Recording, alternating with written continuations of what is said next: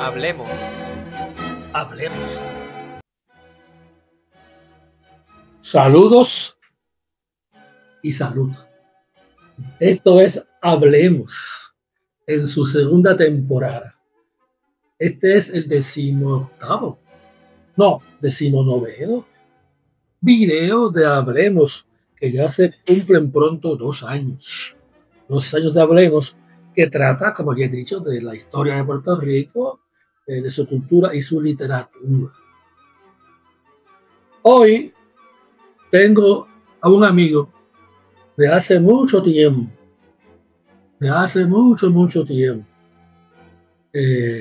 hemos estado juntos en diversas actividades y experiencias.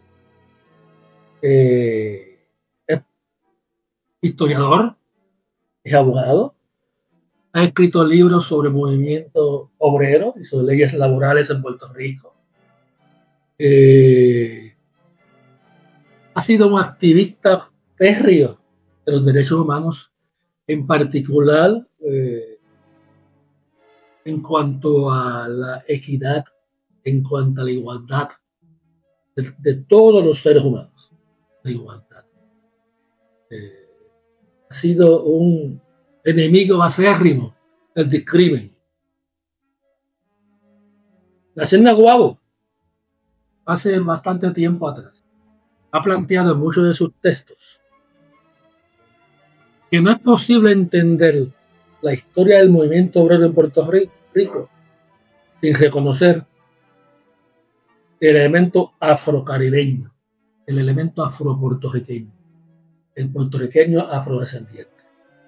Él integra en su visión histórica la lucha contra el discrimen y la lucha por derechos humanos y derechos de los trabajadores puertorriqueños. Esa persona, que es hoy mi amigo, en Irán los hay sus amigos, esta persona, a quien yo respeto y admiro, se llama Ebenezer López Rullol.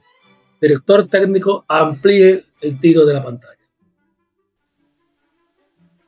Pues sí, tengo aquí a mi izquierda al licenciado Ebenezer López Rullol. Salud. Salud para usted, querido amigo y maestro. Salud, salud, salud. Gracias por este honor. Gracias. Mira, lo que te dije en la nota introductoria, ¿podrías añadir algo más? Hay mucho que decir de ti. Tengo que añadir que tengo el privilegio de ser tu amigo, de admirarte. Todos esos momentos en que has hecho patria, incluyendo cuando te recluiste allá en una cárcel, en apoyo y beneficio de nuestras causas. Todo el tiempo que le has dado a las causas del colegio de abogados y abogadas de Puerto Rico. Todo el tiempo que le has dado a los que no han tenido representación legal adecuada, que no han podido pagar.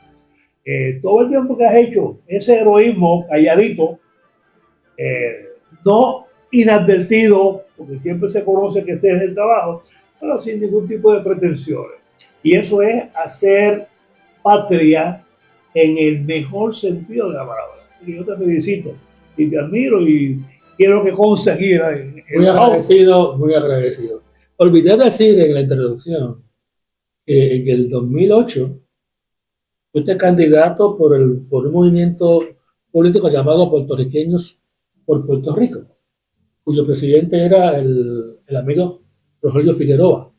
Y fuiste candidata a representante por el distrito de Carolina, más o menos. Bueno, yo en la vida política, yo entré en un momento dado cuando había una dama que se llamaba Victoria Muñoz, que hizo un llamado a puertorriqueñidad muy fuerte, pues muchos nos movimos.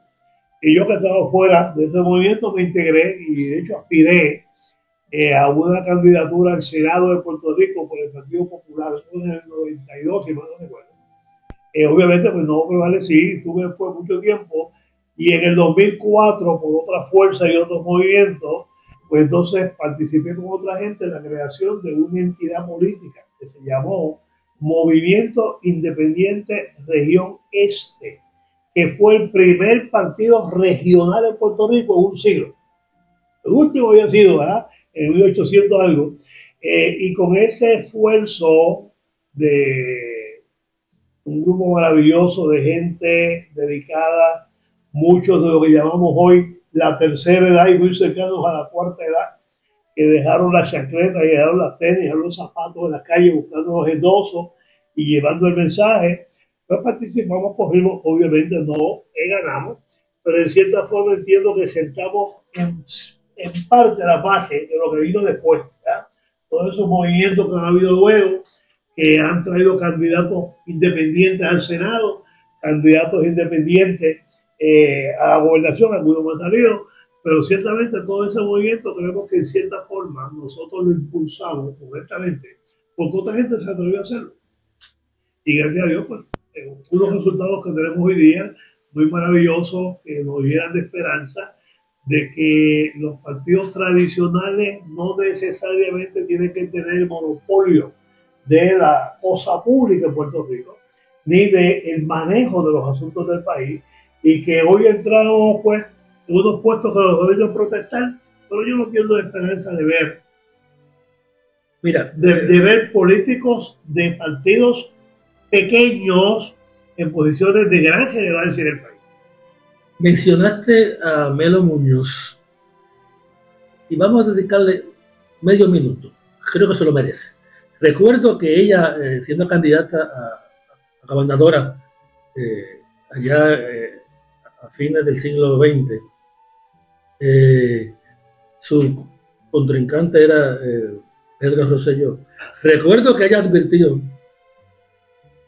que seguir la ruta que estaba mencionando, que estaba hablando Pedro Rosselló, llevaría el país a la quiebra. Y ella y Rubén Berrío advirtieron oportunamente la quiebra que hoy estamos sufriendo en Puerto Rico. Melo Muñoz advirtió que la ruta que estaba convocando malamente, terriblemente a aquel señor que se llamaba Pedro Rosselló, llevaría este país a la quiebra, como efectivamente ocurrió.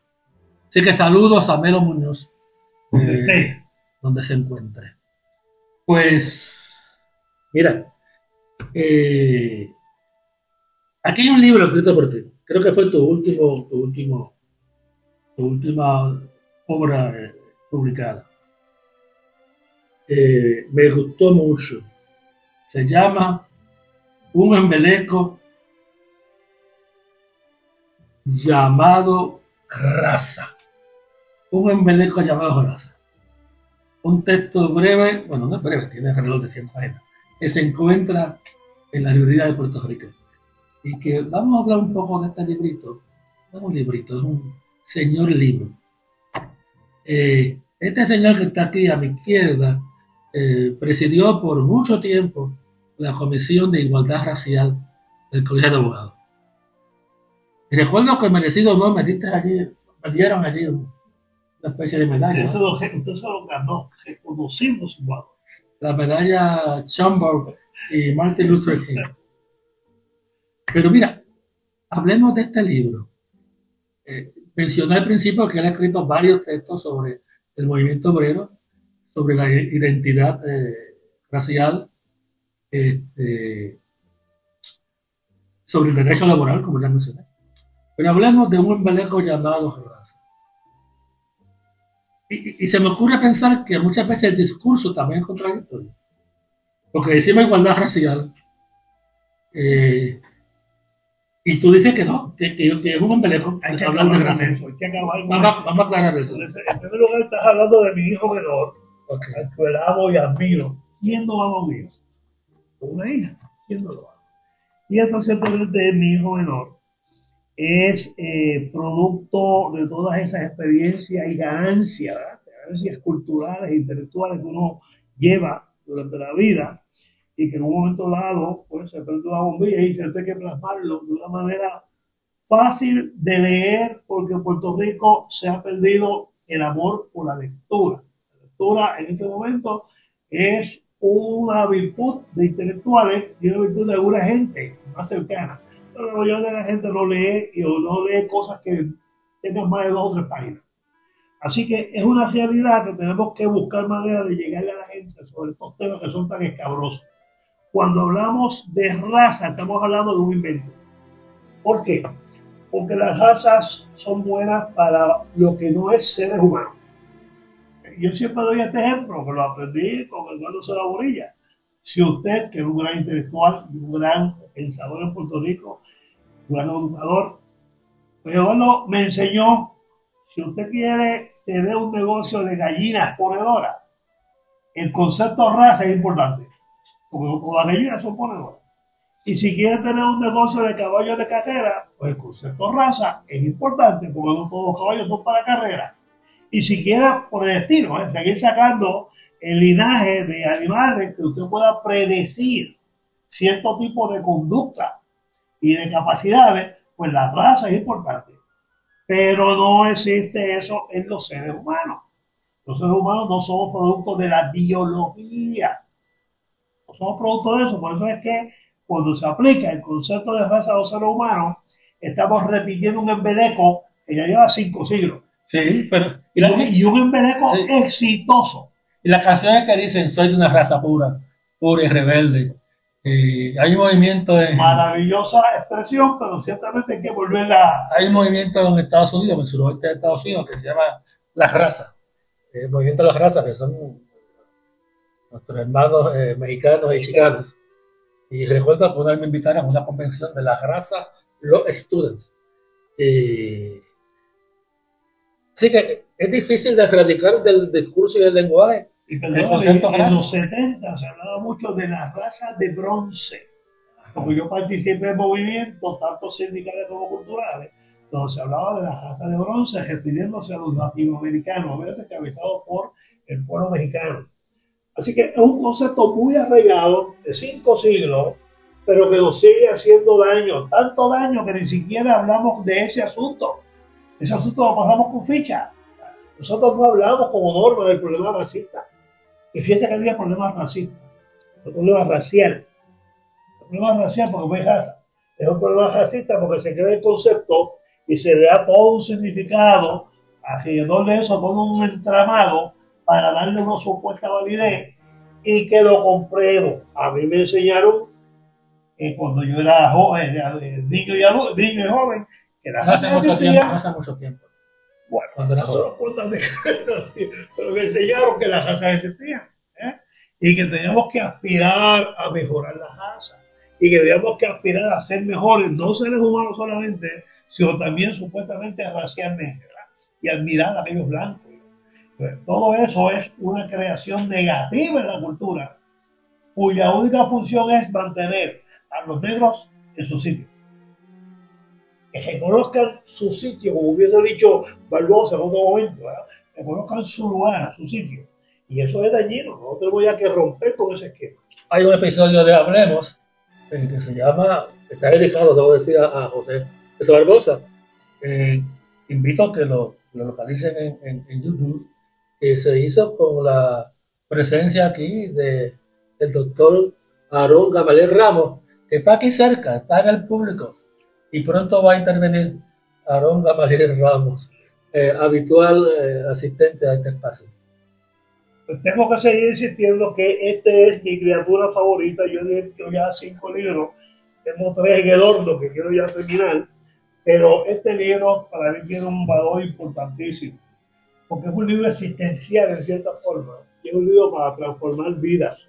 En la medida en que yo entienda que yo no soy parte de una raza, me quito de encima todo un animal que me oprime y que me reduce y que me encierra en unos espacios. En la medida que yo elimino eso de mi vida, tengo una libertad de pensar y de entenderme y de relacionarme. Y yo creo que eso es una aspiración bien importante que tenemos nosotros que mantener viva, porque ha estado muy guardada, muy dormida, muy callada. Esto es un asunto de ocasión, hablamos de ocasión, hablamos de ciertos congresos, que muchos no resuelven nada, muchos bla, bla, bla, bla, y otros no resuelven nada.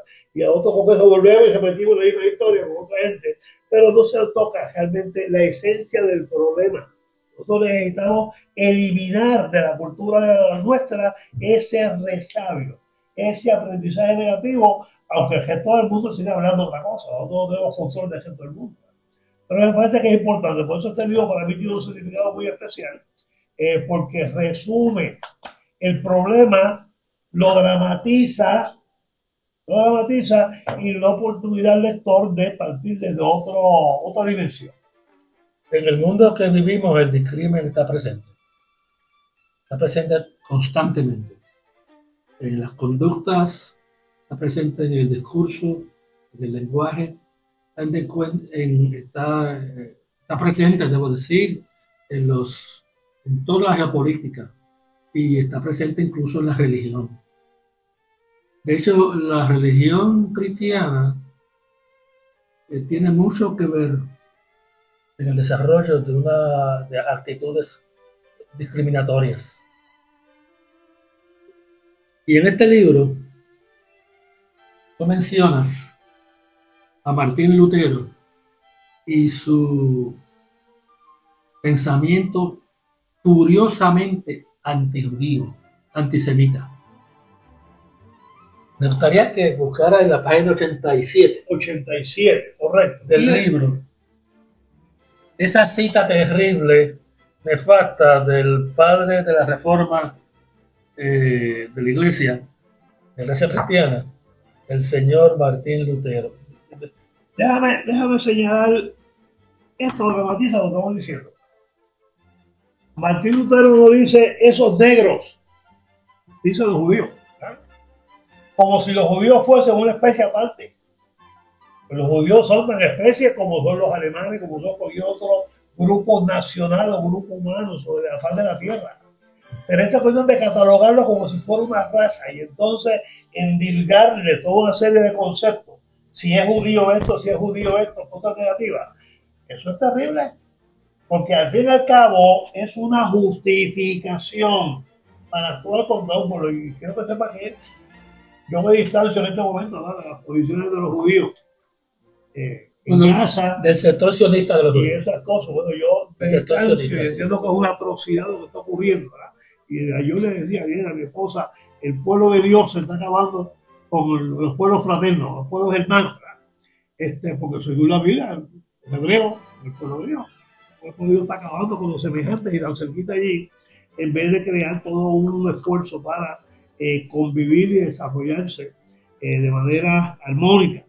Pero Martín Lutero es un ejemplo de cómo se exacerba una diferencia o una diversidad y se convierte en un elemento que supuestamente es definitorio. Por ejemplo, en la página 83, él está hablando de qué hay que hacer con los judíos a quienes odian. Martín Lutero odiaba, y odiaba en el sentido de odiar a los judíos. Visceralmente.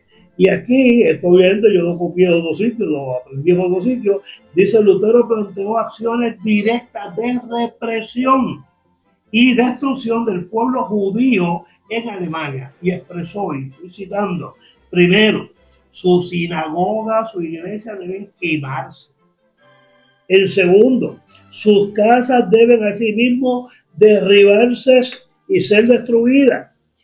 Tercer lugar, deben ser privados de sus libros de oraciones, en las que enseñan tanta idolatría, mentiras, maldiciones y blasfemia. En cuarto lugar, sus rabinos deben tener prohibido, bajo pena de muerte, enseñar jamás. La furia de Dios, dice él, contra ellos es tan grande que están cada vez peor. Para resumirlo, estimados príncipes y nobles que tenéis judíos entre vuestras posesiones, si mi consejo no es suficiente, sigue diciendo Martín Lutero, buscad otro mejor para que vosotros y todos nosotros seamos libres de esta insoportable carga diabólica. Es el pensamiento de un religioso. Estamos hablando del 1500. Sí, claro, obviamente sí. El siglo XVI. Sí. Muy cerca del descubrimiento de América, muy cerca de que los países imperiales necesitaban una gran justificación para romper sus propios dogmas, porque muchos de esos países tenían como religión oficial o la católica o la protestante, o era eje en su cultura. Y tanto en la católica como en la protestante se habla de que Dios creó todo ser humano. Sí, en España estaba Carlos I de España, Carlos V del Imperio Alemán o Austriaco en ese momento. Carlos V Poco antes se había inventado la Inquisición, los reyes católicos, Isabel y Fernando, inventaron la Inquisición. Y en el 1492 España expulsó a los judíos sefalditas que no se hubieran convertido a la iglesia católica. Pero no expulsó por negro. No expulsó por negro. La negritud se quedó en España porque fue parte esencial por 7 siglos. La convivencia, una mezcla intensa de seres humanos que crearon obviamente un nuevo tipo de español, pero de una raza diferente. Siguen siendo raza humana, siguen siendo la especie humana, en este caso del territorio español y lo que fuese, ¿verdad? Y cuando viene el descubrimiento de América y viene la colonización, yo siempre digo que tenía que haber un gran conflicto en el corazón y en la mente de esos seres humanos que eran católicos, que iban a la iglesia, que decían todas las cosas que sabemos que se dicen a favor del Señor y de Jesucristo y todas las cosas, y se pregona la igualdad de los seres humanos, porque yo estoy chequeando Génesis y estoy buscando a ver si Dios dijo en un momento que creó los hombres blancos y las mujeres blancas y en otro momento creó los hombres negros. No, es una sola creación. Yo no he encontrado que hizo 2 creaciones diferentes, ¿verdad? Y ellos tampoco. Entonces, ¿cómo? Si tú eres mi hermano, ¿cómo yo te voy a someter a las opresiones más terribles? ¿Socolor de qué? ¿Cómo lo justifico? La única manera fue inventarse que tú eres de una raza diferente. Tú eres un engendro entre perro y ser humano, o entre caballo y ser humano, ¿verdad? O entre mono y ser humano. Pero tú no eres como yo. Yo no, yo soy gente. Yo soy ser humano, yo soy de la raza humana. Tú no, ¿verdad? Y con ese cuento por diferentes vertientes, y con ese cuento en diferentes exposiciones y expresiones, durante 5 siglos, han mantenido a la población negra del mundo estigmatizada, en desventaja, abusada, controlada innecesariamente. Y a eso que ve este libro, para que entendamos de que la raza no aplica a los seres humanos, no aplica, eso es un invento. ¿Y en términos biológicos qué aplicaría? En términos biológicos, ¿qué aplicaría? ¿Somos qué? Somos una especie, es la especie humana. Y hay que señalar que el ser humano que hoy conocemos no siempre fue así, ¿verdad? La antropología, que es la ciencia que explica el desarrollo de los seres humanos, nos dice que han habido diferentes especies y grupos y que han chocado entre ellos y que esa hibridación, esa mezcla, han surgido nuevos grupos, entre ellos el Homo sapiens, que recoge genes y conceptos e ideas de todos los grupos anteriores y que dominó. Por eso es que nosotros somos parte del Homo sapiens, pero no somos una raza, somos una especie. Si se confirma, si se verifican los cromosomas que tenemos los seres humanos de diferentes grupos humanos o de naciones o culturas, son los mismos. A usted no va a tener un resultado diferente si mezcla una persona de piel negra oscura con una persona de piel blanca, intensa. Va a tener pues, un muchacho o una muchacha de ordinario, las mismas características. Si se desarrolla no deja, son con 20 pesos, no estás azul. Volviendo a Martín Lutero, esa cita que leíste de tu libro, página 83, 87, esa fue un precursor de Adolfo Hitler. Hitler copió muchas de las ideas y conceptos de Martín Lutero. Hitler no fue que se iluminó, Hitler leyó mucho mientras estaba preso. Leyó mucho. Y escribió mucho también mientras estaba preso. Su libro Mi lucha lo inició estando preso. Así que Hitler fue un gran discípulo de Martín Lutero y otros más. Y hoy vemos ahí las posiciones del presidente Donald Trump. Y cuando buscamos el paralelismo, hay una gran relación con el pensamiento de Hitler. Por la ventaja para él, que tiene todo el poder del mundo prácticamente en sus manos, y que puede hacer locura. Pero ciertamente nosotros tenemos que eliminar el concepto raza como aplicado a los seres humanos y liberarnos de esa carga. Porque eso nos hace, los seres humanos podemos ser diferentes, pero no somos de razas diferentes. no hay cierto maniqueísmo en dividir al mundo en términos de sus colores de piel, blanco y negro, piel roja, amarillo, pero particularmente blanco y negro, porque el mundo anglosajón germánico fue el que inició esa división del mundo de los privilegios en términos de blanco o negro.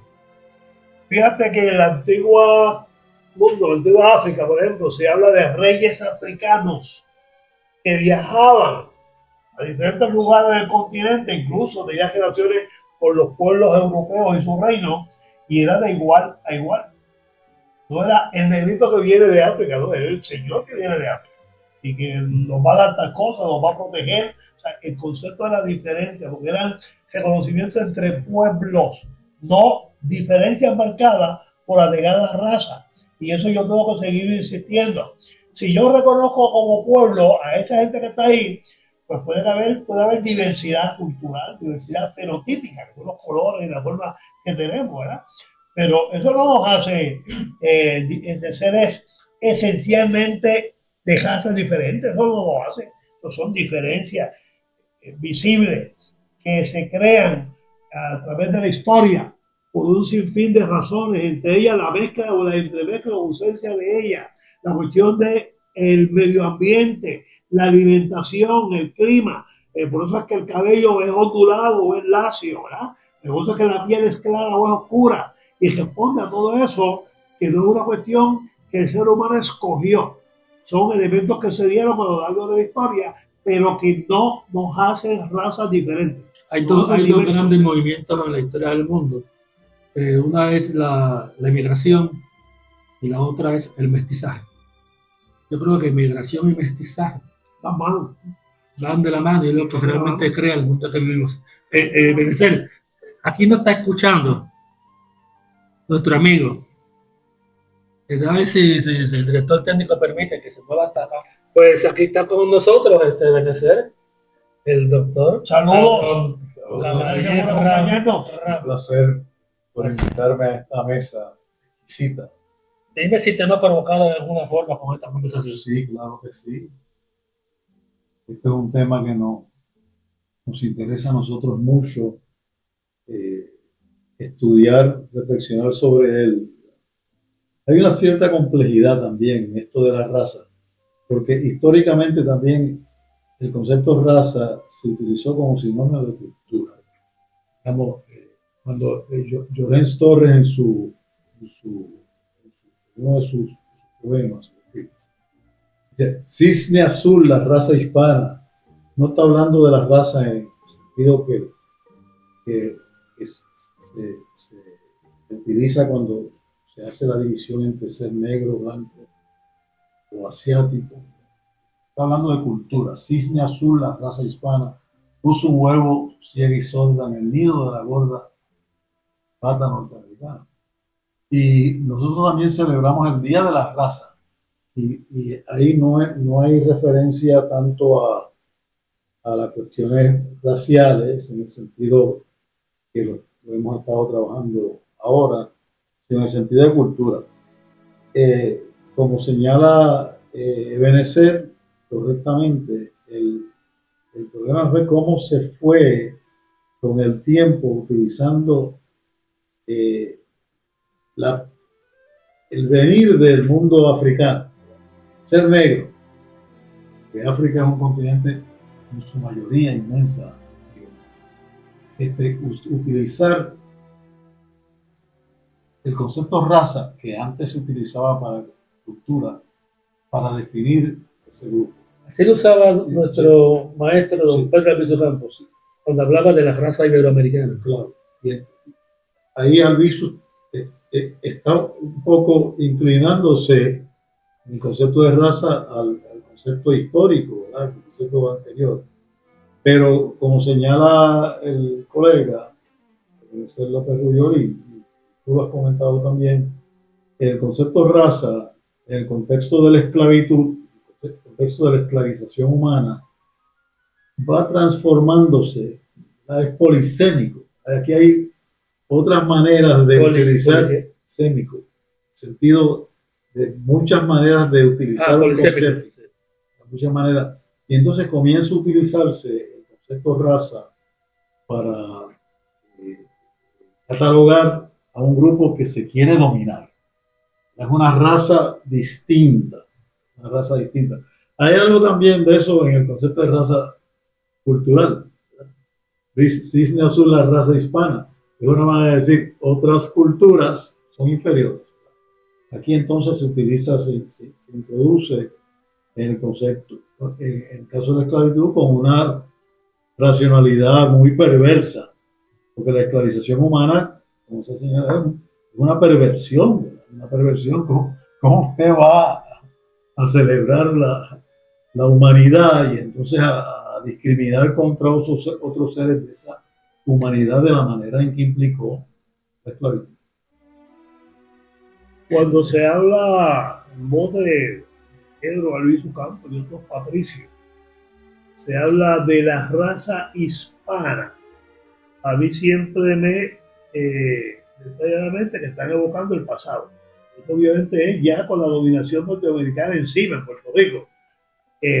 Y es una manera de decir, pues, estamos perdiendo nuestra esencia, estamos perdiendo lo que somos. En cierta forma sí, pues es que la vida no es estática y las relaciones no son estáticas, las relaciones son bien dinámicas.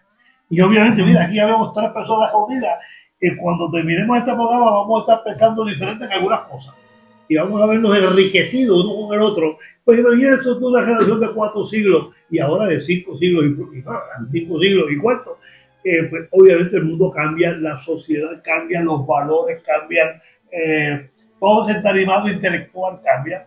Y en cierta forma, pues a mí siempre me impresiona de que los nacionalistas, un grupo importante que hubo en Puerto Rico en la década del 30, 40 y tanto del 50, pues estaban refugiándose en lo que fue, ¿verdad? Y quizás nunca miraron lo que podía ser. Yo creo que hay un parte de eso. Y me parece que hay que tener entonces ese entendimiento que cuando ellos hablan de la raza hispana, no están hablando de que aquellos son blancos, negros o verdes. Están hablando de que es una cultura donde nosotros pertenecíamos. Es la cultura que nos dio el lenguaje que usamos. Es la cultura que nos dio una inmensidad de los valores que tenemos, que a su vez se nutrió de África y de diferentes grupos europeos. Es la cultura que nos dio una manera de pensar en términos políticos y de aceptar una monarquía y unos gobiernos, ¿verdad?, totalmente despóticos. Es la cultura que nos dio un chispito de poder al final del siglo pasado, chispito de poder, ¿verdad?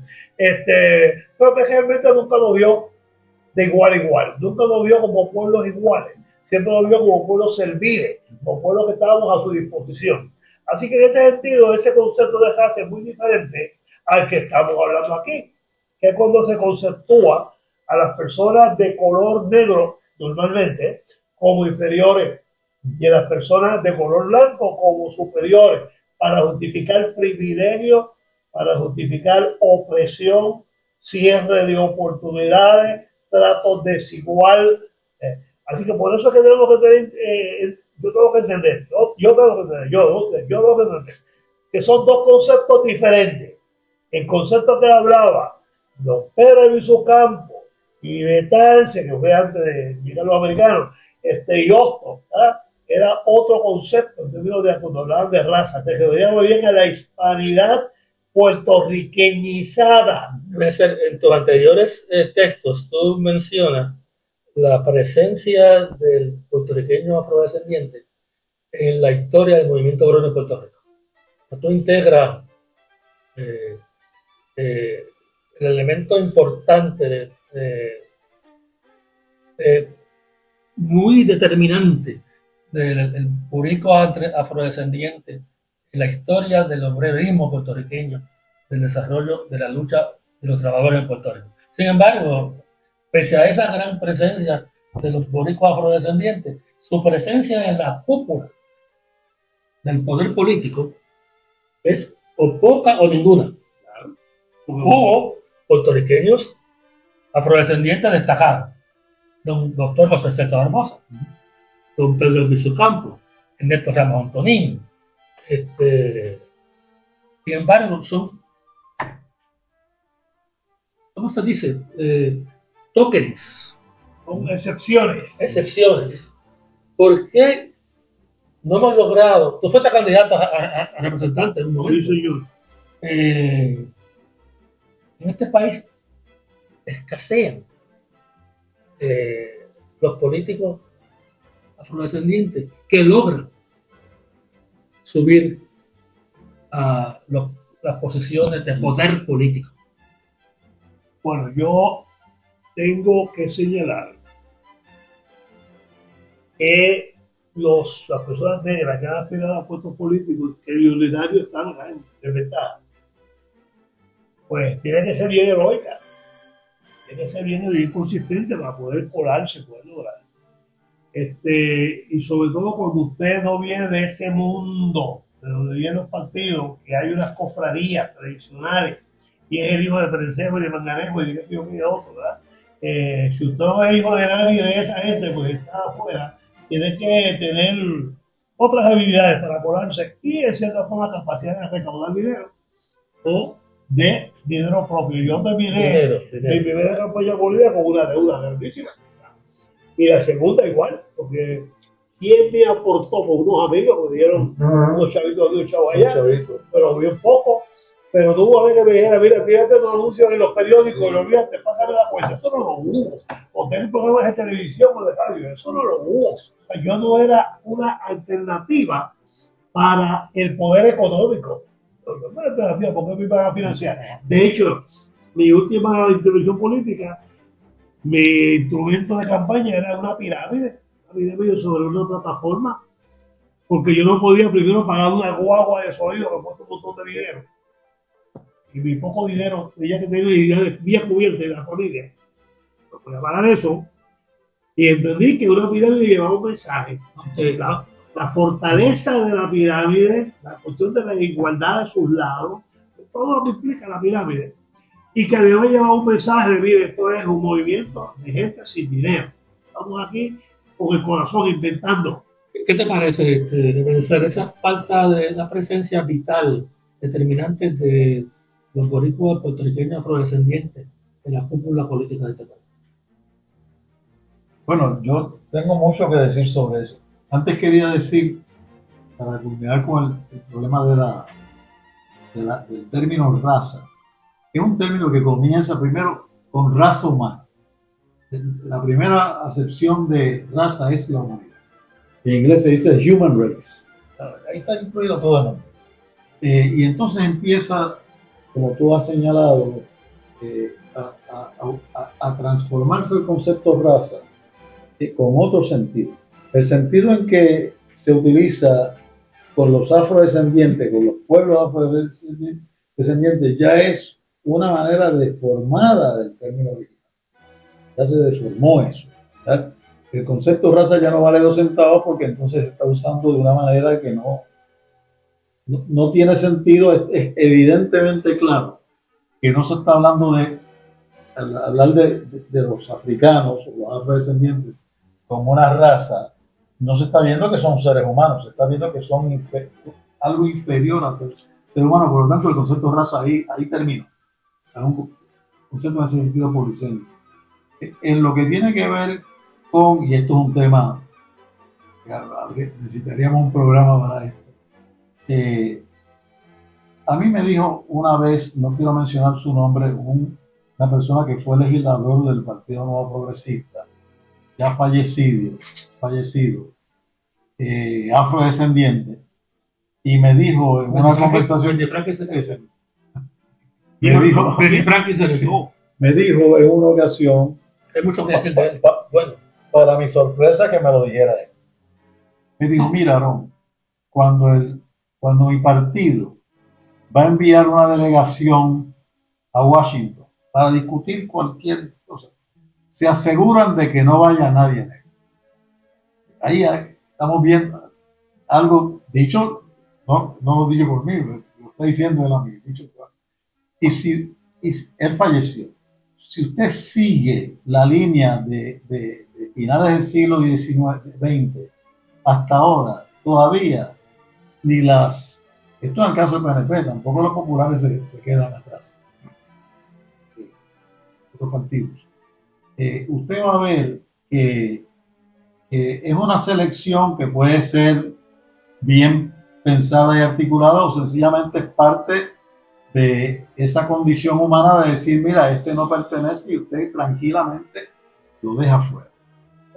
Y al día de hoy, todas las marchas, las delegaciones de los partidos para ir a Washington a defender tal y cual cosa, se aseguran de que no haya personas negras. No haya personas negras. El mensaje que quieren llevar subliminal. Sí.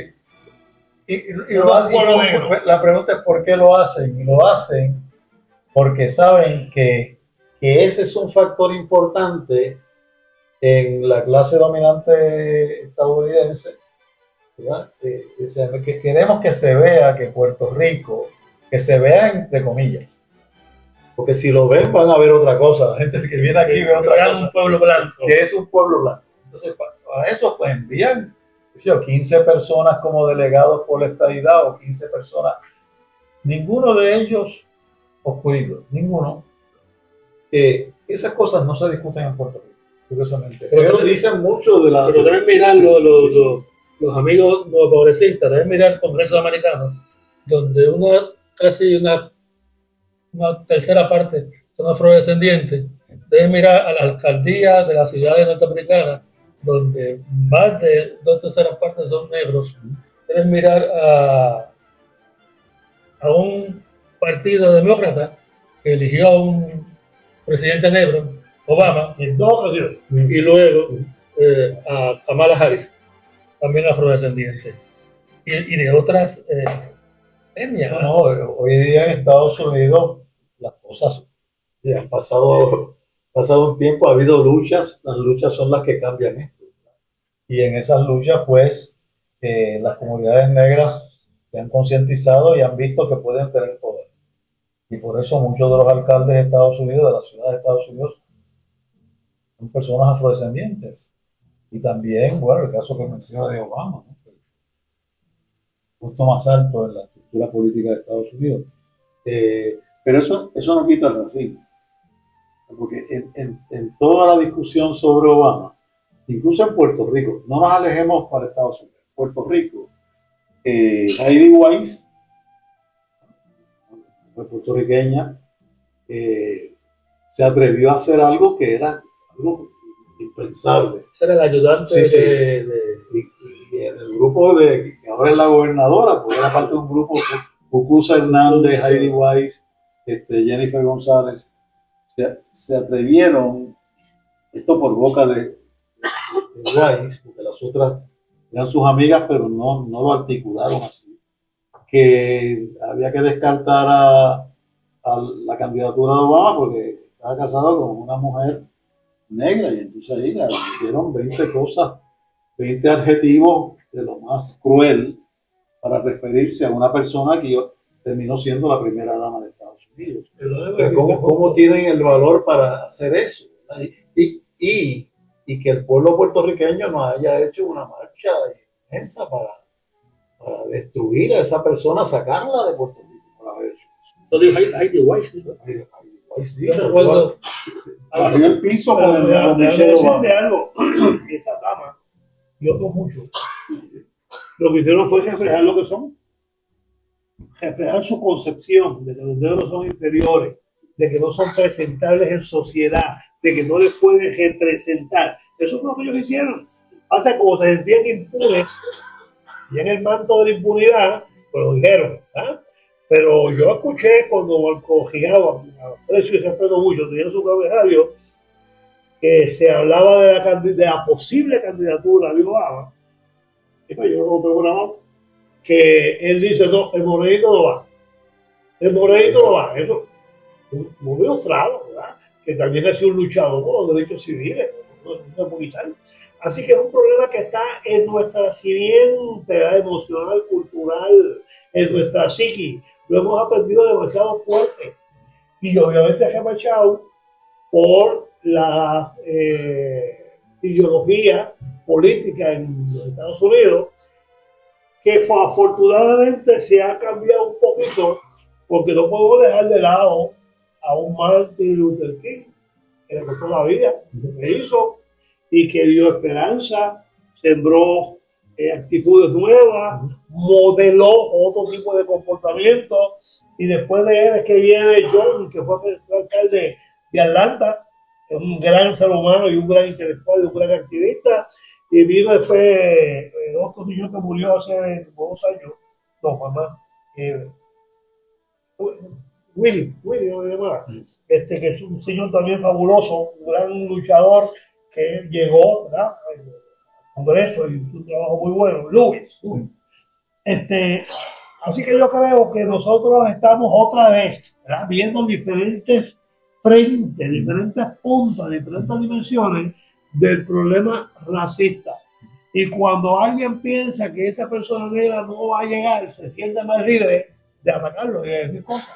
Si piensa que puede llegar, ¿verdad?, no lo hace.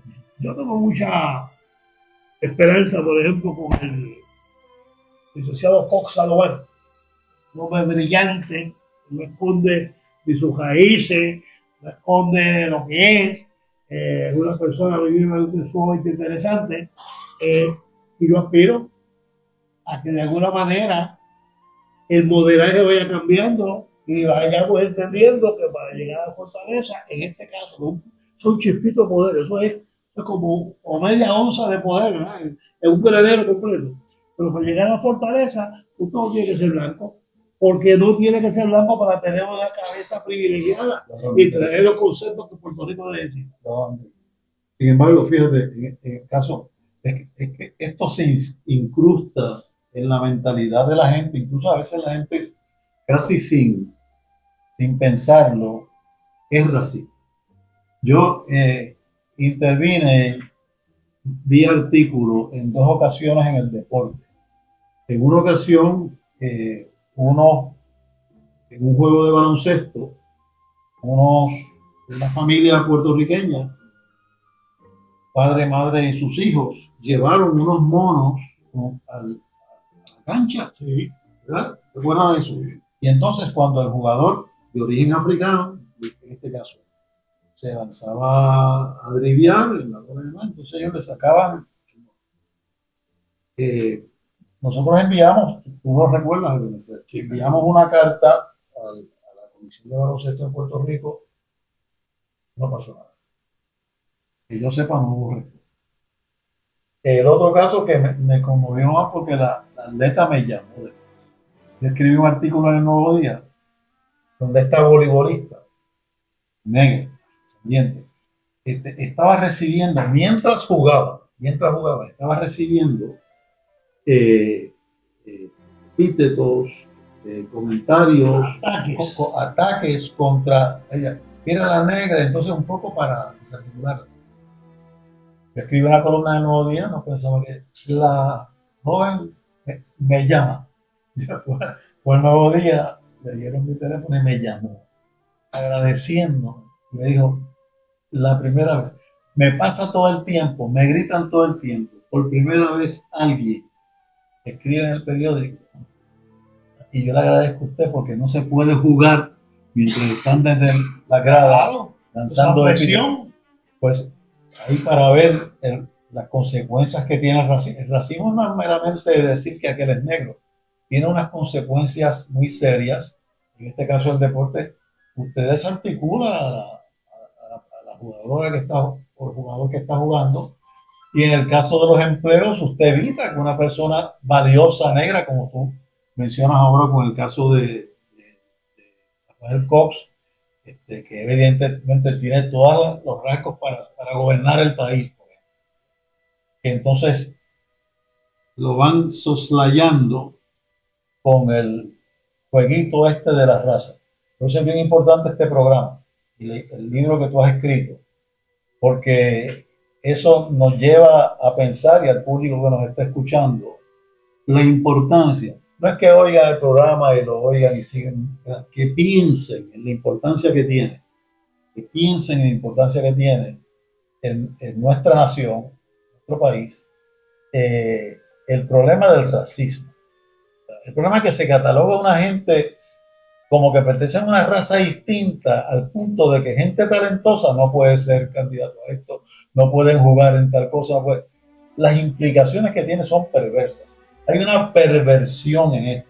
Esa es mi posición. Yo creo que esto es muy serio y este programa es muy importante en ese sentido. ¿Dónde se puede conseguir este libro? Este libro está en Casa Norberto. Me parece que no está en este momento. Pero si me llama 787-530-8574, so llevamos, buscamos la manera de 787-530-8574, que luego usted lo tenga. Así que hacemos lo posible porque usted lo reciba. Y créame, este libro no es un tratado sobre la cuestión del racismo. Este libro no es un tratado sobre la cuestión de la literatura negra o negrista. Este libro es un libro de vivencia, un libro vivencial, donde ayuda a esclarecer ese fenómeno negativo que se llama racismo, creado hace 5 siglos, hace 500 años que se creó eso, y que todavía estamos cargando y todavía limita una porción sustancial de nuestro pueblo de hacer sus aportaciones y de vivir en paz.